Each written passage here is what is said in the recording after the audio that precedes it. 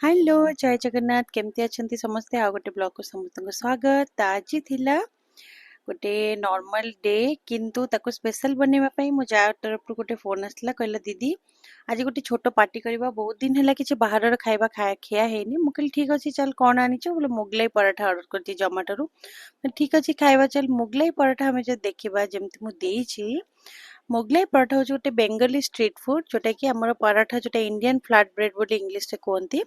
सेटा किछि भितरे कीमा जोटा कि चिकन रो हे पारे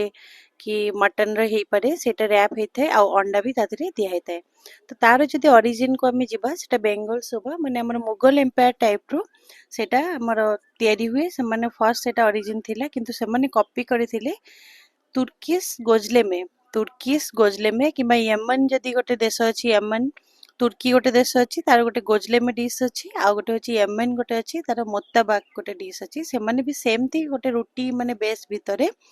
किछि मांस पुरो हो सी फूड माने सामुद्रिक जलजीव किछि पुरो हो देकी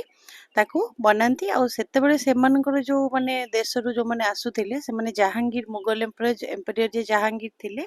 तांको प्रेजेंट करथिले और सेही माने कालरू ही एटा चली आछि एटा गोटे पॉपुलर बेंगल माने स्ट्रीट फूड तो एई रेसिपी टा हमर ढाका मुर्शिदाबाद जोटा कि पुराना हमर वेस्ट बेंगल पश्चिम बंग कैपिटल सेठी